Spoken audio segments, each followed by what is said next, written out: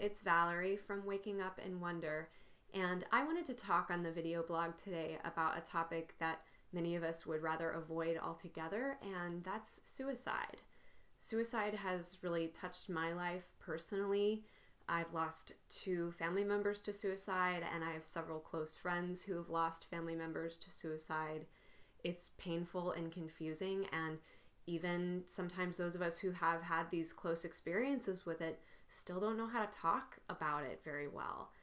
And certainly, if you know someone who's lost a family member or friend to suicide, knowing what to say or what not to say can be really confusing. And so I just wanted to spend a few minutes kind of talking about some of the questions that we grapple with and assumptions that we might have. Another thing that I wanted to mention is this Sunday, actually, in just a couple of days, our church, the First Unitarian Universalist Church of Nashville, is doing a service on suicide. And I joined the Worship Associates a couple of months ago, and when we were discussing topics to go with the theme of death for the month of November, I suggested suicide as a sermon topic, and people were willing to go there and agreed that even though it's likely going to be a challenging service for a lot of people, or maybe triggers some difficult feelings for people, that it's something that we just need to talk about more as a culture and as a community. As we grapple with our own mortality and grief and depression and mental health issues, it shouldn't be something that, there's so much shame around that we can't even say the word, which often in some settings that feels like that's the case. There's the question of, is suicide selfish? Or, Robin Williams is a great example of, it kind of seemed like people were saying, okay, well, this is, a really selfish decision, or is it selfish? Is it not? And then when the Parkinson's diagnosis came out, did that really change things? Did people feel like, oh, well, now it's justified? How are we to know if one person's Parkinson's is more or less painful than the next person's depression or PTSD? It's just a really difficult question with no clear answer. But I really do feel that with the right kind of treatment, in many cases, suicide can be prevented.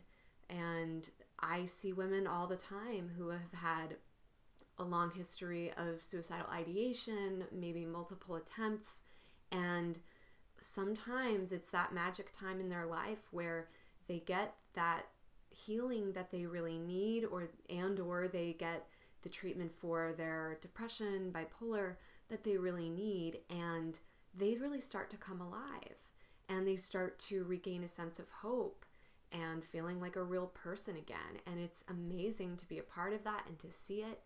And at other times, it's possible that there are people who have tried to seek treatment and nothing has helped. And I don't know who I am to say that, they don't have a choice in their own destiny, their own future. So that's a really difficult question, I think. And another thing that comes to mind as something that people might say is, well, your loved one is in a better place now and they're not in pain. And not to say that that's completely wrong. That might be really what one person needs to hear. That might help them to feel better in that moment of grief and shock. And for another person, it might feel like, you're kind of saying, well, at least they're not in pain, and it's just, maybe it's a good thing that it happened.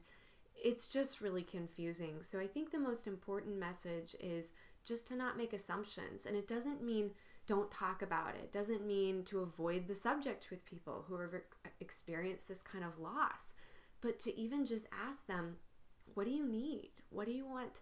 How can I support you? What do you want to talk about? What do you not want to talk about? I think is absolutely the most important way that you can support someone.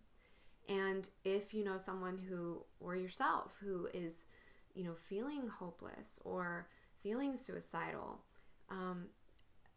all I can say is to please reach out, because you don't know if you haven't tried, certain kinds of therapy, or there's all kinds of new stuff out there that is really working for a lot of people, and it might work for you. So just try, just see if there's something that might help you. And, as I said with some of my clients, for many of them, it's traumatic healing, it's trauma resolution. And if you've been living with pain all these years of something that's happened to you, no wonder you are feeling so hopeless and so much in despair. So I just really hope that people know the kinds of resources that are out there. And I also honor the fact that some people don't have access to those resources or don't have the finances or insurance coverage, and that's heartbreaking. It really is. But I just wanted to really talk about this from an honest place today, and I'm really looking forward to the service on Sunday. I think, as I said, it's going to be challenging for me, for everyone else, but I really hope that it will leave people just kind of maybe questioning some of their own assumptions and being open to the possibilities. So that's all I really want to say. I'm sure I could go on forever, but I won't ramble. So thank you so much for watching. And if you have any comments or questions, please feel free to ask away. I would love to talk more about this or point you toward any resources that might be helpful. There's tons of resources out there for loss survivors, as well as, people who are struggling with depression and other mental health issues. Thanks so much. Talk to you soon.